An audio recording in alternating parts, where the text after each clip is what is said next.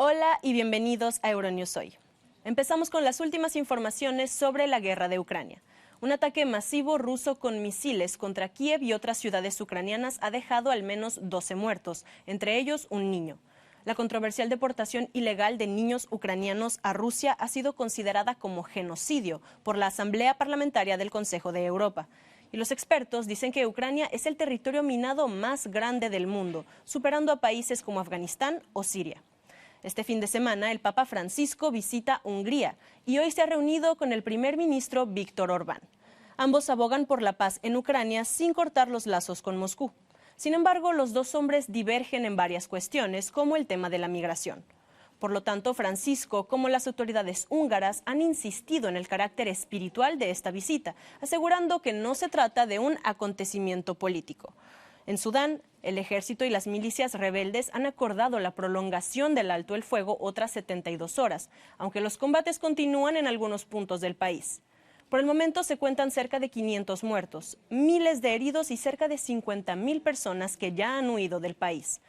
Una vez más, en la capital de Israel se han reunido decenas de personas en las calles, pero esta vez en una concentración pro-gubernamental para demostrar apoyo a la controvertida reforma judicial. Todo esto está en nuestro informativo de hoy. Vamos con los titulares. La Asamblea Parlamentaria del Consejo de Europa califica de genocidio el desplazamiento de niños ucranianos a Rusia. El Ejército Nacional de Sudán y las Fuerzas de Apoyo Rápido acuerdan prolongar 3 días más el alto el fuego, mientras continúan las evacuaciones masivas casi 2 semanas después de estallar los combates. La ministra de Exteriores de Francia, Catherine Colonna, reclama a Azerbaiyán y Armenia más esfuerzos para evitar la confrontación. Enorme concentración en Israel a favor de la controvertida reforma judicial a manos del gobierno de Benjamin Netanyahu. La oposición anuncia a su vez nuevas manifestaciones en contra de la misma. Al menos 12 personas han muerto en la madrugada de este viernes en los ataques masivos rusos con misiles contra Ucrania a las ciudades de Umán, en el centro del país, y Dnipro. El número de víctimas mortales en Umán subió al menos a 10, informaron fuentes oficiales, mientras los equipos de protección civil proseguían la búsqueda de desaparecidos o supervivientes entre los escombros. En Dnipro, el alcalde de la ciudad, Boris Filatov, informó de la muerte de una mujer y de su hijo de 3 años como consecuencia del ataque ruso. Así quedaron algunos de los objetivos rusos en la ciudad de Umán después de que un edificio de apartamentos fuera impactado de lleno por un misil. La capital ucraniana, Kiev, también fue alcanzada por varios misiles sin que se conozcan por el momento víctimas. Tan solo daños en una subestación eléctrica y en una carretera. Rusia ha intensificado sus ataques aéreos contra Ucrania en los últimos días, mientras las fuerzas ucranianas se preparan para una contraofensiva. La Asamblea Parlamentaria del Consejo de Europa considera un genocidio el desplazamiento de niños ucranianos a Rusia. La resolución señala que Moscú comenzó las deportaciones ilegales desde orfanatos y centros de acogida, incluso antes de su invasión a gran escala. El presidente ucraniano Volodymyr Zelensky asegura que esta resolución ayudará a exigir responsabilidades. Це перше визнання такого факту на рівні такої високої міжнародної організації, що об'єднує держави нашого континенту. Якщо говорити практично, це рішення суттєво допоможе нашій глобальній роботі по притягненню Росії та її посадовців, включно з керівником держави-терориста, до відповідальності саме за геноцидну політику проти України. Funcionarios ucranianos culpan a Rusia de la deportación de más de 16.000 niños de los territorios ocupados. El Tribunal Penal Internacional emitió una orden de detención contra el presidente ruso Vladimir Putin y la comisaria para los derechos de la infancia, Maria Lvova-Belova, por el presunto desplazamiento forzoso de niños, que constituye un crimen de guerra. Moscú, por su parte, niega las deportaciones. El secretario general de la OTAN, Jens Stoltenberg, asegura que Ucrania está en una posición sólida para recuperar el territorio ocupado por las fuerzas rusas después de que los aliados hayan entregado casi todos los vehículos de combate prometidos a Kiev. Through the contact group led by the United States, NATO allies and partners have provided unprecedented support to Ukraine. More than 98% of the combat vehicles promised to Ukraine have already been delivered. That means over 1,550 armored vehicles, 230 tanks and other equipment, including vast amounts of ammunition.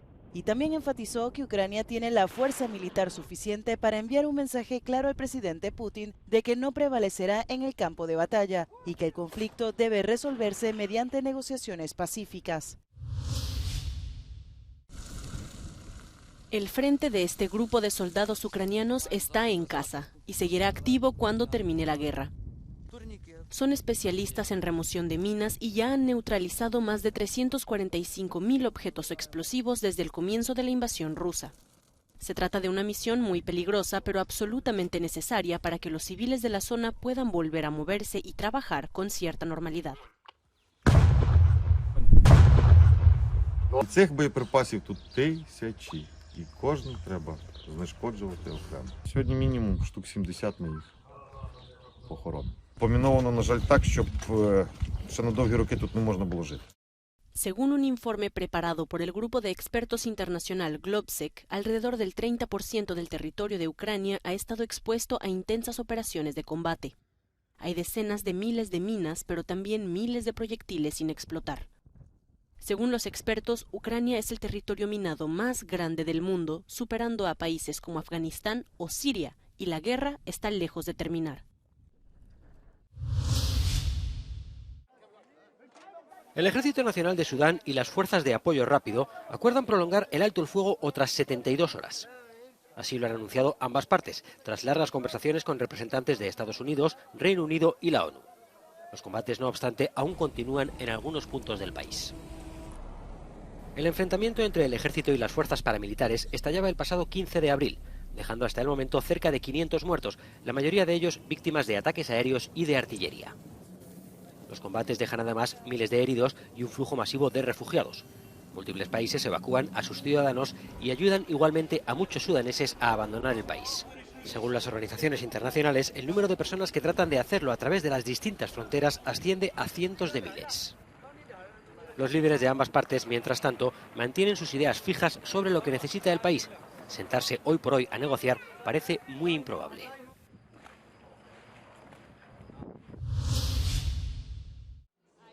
Nicoleta Elbalula, ciudadana búlgara, decidió huir de Sudán el mismo día en que empezaron los combates, cuando el ejército y una unidad paramilitar rebelde se enfrentaron a tiros en las calles de Jartum. Просто събудихме се с изстрелите с, не знам как, с картечници или с тези с танковете, които са в местото, където ние живеем, фактически беше най-много засегнато. Nicoleta salió con su marido, Abdel Hasson, de una base militar y voló a Jordania. Desde allí cogieron un vuelo a Berlín. Finalmente regresaron a Bulgaria, pero sin sus hijos mayores. Как моля ви, аз си оставих децата, аз имам 3 сина и двамата сина, единият ми син просто той беше в Кайро, не можеше да се прибере, защото той трябваше да се прибере беше просто на ваканция, трябваше да се прибере в деня на нападението, но се разбързи. Nicoleta espera reunirse con toda su familia en los próximos días, pero es poco probable que los recuerdos de pesadilla de la huida de una zona de guerra se desvanezcan de pronto. El calvario continúa para los que permanecen en Sudán. It's so striking that anywhere there's instability or an attack on democracy in Africa, the winner group is involved. And more often than not, they are on the side of the militia. Look at Burkina Faso, for instance. All the country mines are taken over by proxies of the winner group. The same thing that is happening in Sudan. Wagner is like the connecting point of gathering intelligence around our natural resource makeup in Africa. One, Wagner also gathered intelligence about the governance structure in Africa. Sudán es el tercer mayor productor de oro de África, suficiente para atraer la atención, en este caso, de Rusia.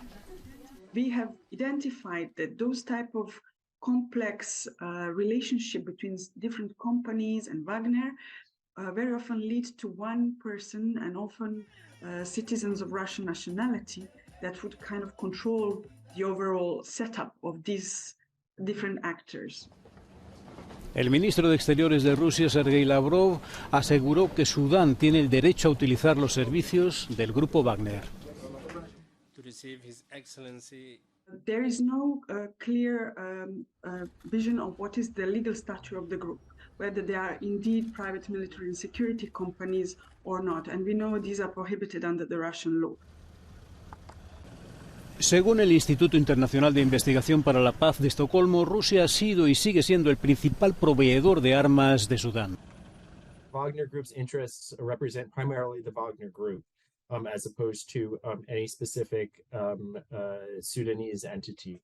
What we've seen over the past several years is that Wagner keeps on switching its allegiances. Russia is seeking to expand its footprint across Africa. They certainly, want port access, and Russia also wants to, divert attention to what it's doing in Ukraine. Con el gesto aún algo cansado y apoyado en un bastón, el Papa Francisco inició una visita de 3 días a Budapest para explicar al gobierno y al pueblo húngaros su visión del futuro de Europa. Se trata de un viaje espiritual que, en verdad, difícilmente puede separarse de su contenido político. Se espera que el conflicto en Ucrania sea uno de los temas principales a abordar durante su visita. Francisco se reunió con el primer ministro húngaro, Viktor Orbán, que, de manera algo similar a la del pontífice, aboga por la paz en Ucrania sin tener que cortar lazos con Moscú. Ambos mantienen, sin embargo, posturas radicalmente distintas en cuestiones como la inmigración. Con una población de casi 10 millones de habitantes, Hungría es un país mayoritariamente católico, el 61% de la población, con estrechos vínculos con Rusia. Durante la visita de 3 días, el Papa permanecerá siempre en Budapest, debido a su delicado estado de salud.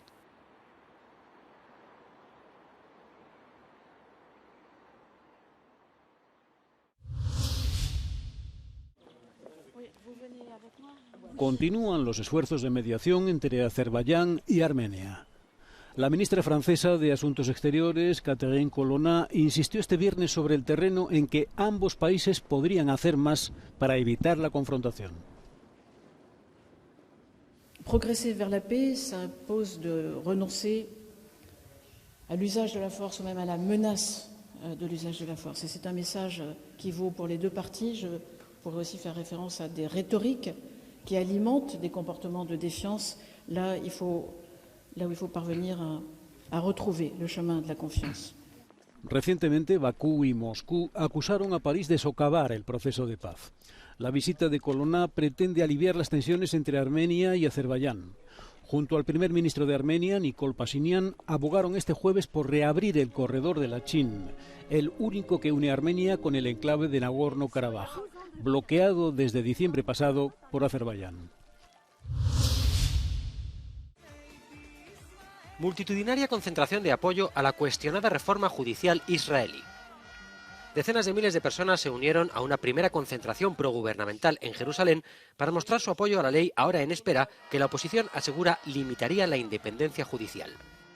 Los intervinientes argumentaron que se trata de arreglar un sistema judicial roto para hacerlo más independiente de pequeños grupos de poder. La concentración tiene lugar después de que el gobierno declarara que aprobaría la iniciativa aplazada tras una masiva campaña de protestas. La oposición calificó el acto progubernamental de profunda vergüenza y anunció otra gran concentración contra la reforma para este sábado.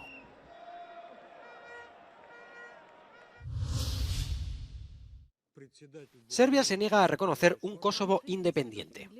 El ministro de Asuntos Exteriores de Serbia, Ivica Dačić, confirmó durante su intervención en la sesión del Consejo de Seguridad de la ONU que Belgrado no hará concesiones en el reconocimiento de la independencia de Kosovo. Želim jasno da kažem u ime Republike Srbije da Srbija ne može i nikada neće priznati jednostrano proglašenu nezavisnost Kosova. Niti će prihvatiti i glasati da Kosovo postane članica Ujedinjenih nacija. Sus declaraciones tienen lugar tras otra escalada provocada por las elecciones locales en el norte de Kosovo, boicoteadas por la mayoría serbia local. Belgrado acusa a Pristina de promover el enfrentamiento interno, mientras el gobierno kosovar asegura que los serbo-kosovares son empujados a las protestas. Los presidentes Vladimir Putin y Recep Tayyip Erdogan inauguraron el primer reactor nuclear de Turquía. La central nuclear de Akuyu fue construida por la empresa estatal rusa de energía nuclear Rosatom. Putin dijo que el proyecto de $20.000 millones contribuirá a las relaciones entre ambos países. Pero la imagen más esperada fue la reaparición del presidente turco. Erdogan tenía programado asistir a la inauguración, pero lo hizo a través de videoconferencia, ya que recientemente ha cancelado sus apariciones públicas debido a una enfermedad repentina. Según su ministro de Salud, ahora está bien. Sağlık durumu gayet iyi. Geçirmiş olduğu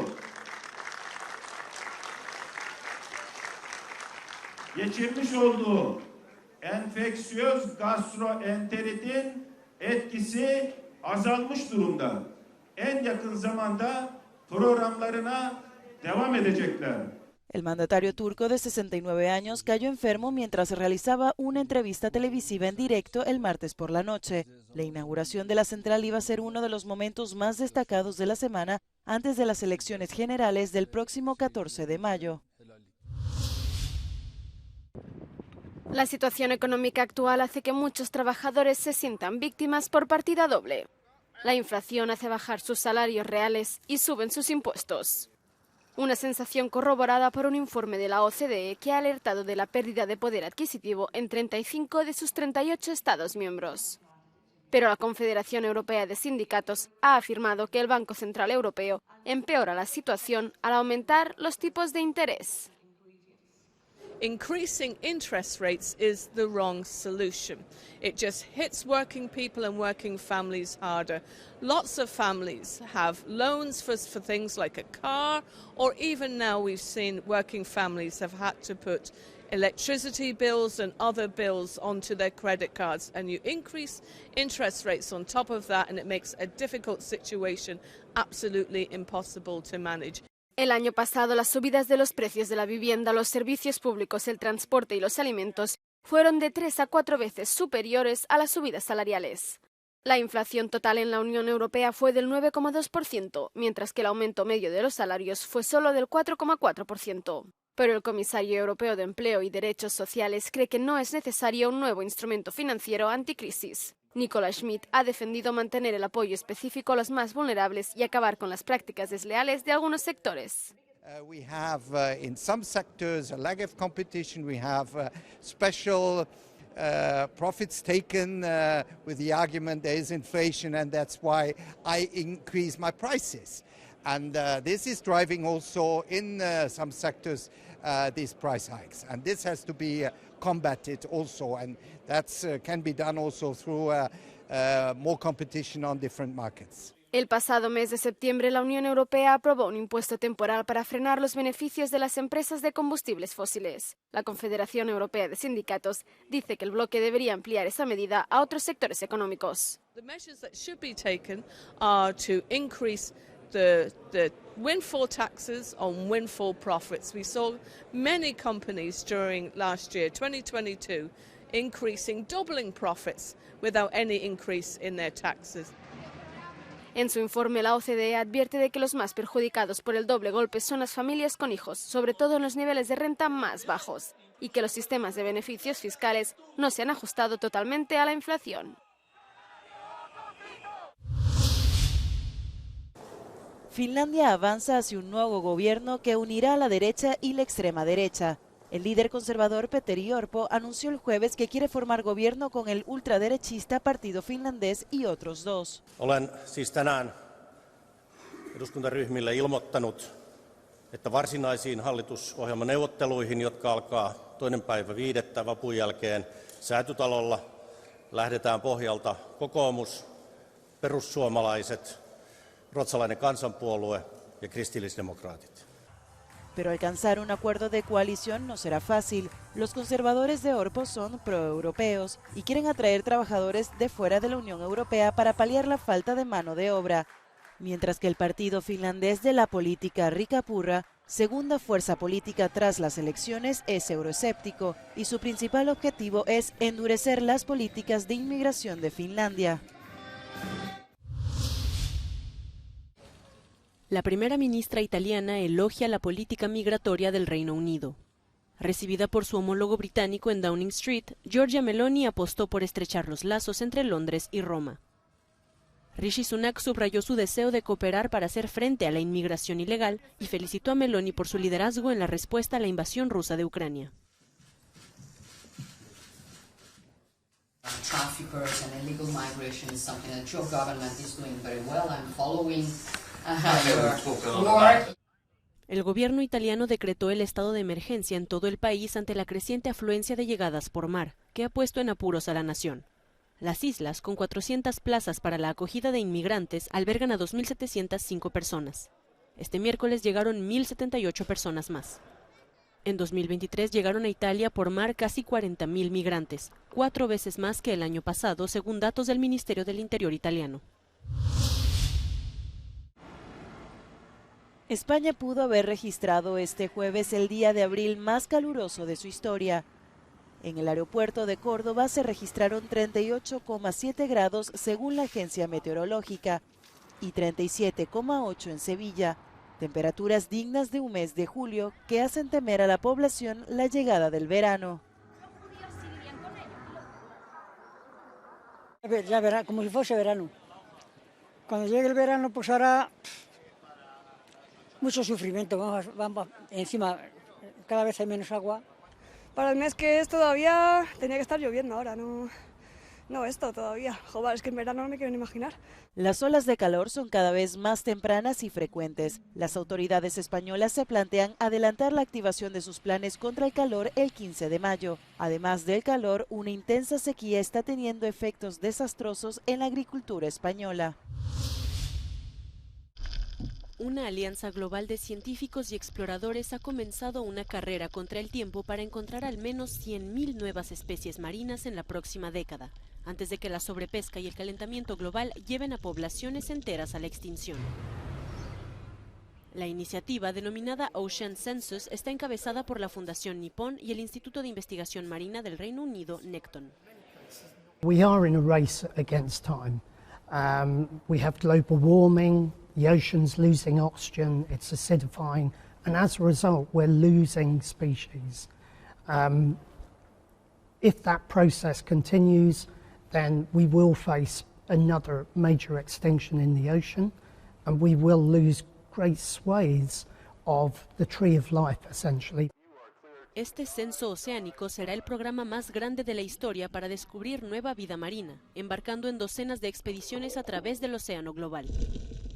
Uno de sus objetivos es sentar las bases de una asociación científica diversa e inclusiva que abarque todo el mundo y cree un legado duradero.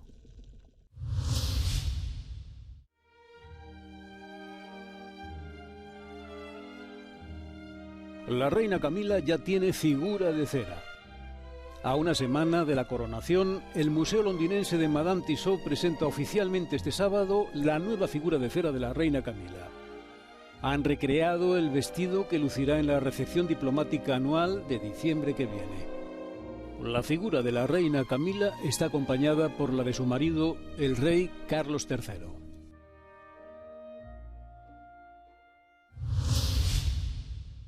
Hasta aquí llega nuestro informativo de hoy, pero les recordamos que seguimos con ustedes a través de nuestra página web y de nuestras redes sociales. Los dejamos con el No Comen del Día en Perú, con imágenes de las tensiones con la policía por las decenas de inmigrantes que intentan entrar en el país. Buen fin de semana. ¿Cómo está mi mujer? Tú eres marico, loco. ¿Ok?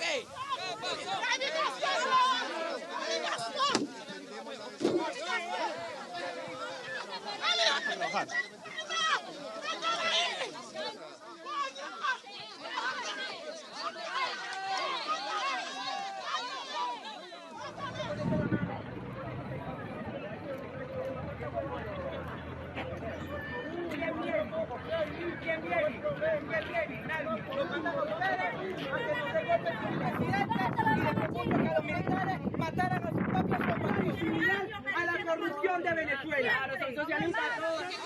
¿Qué tipo de documento? Déjanos pasar por aquí mismo.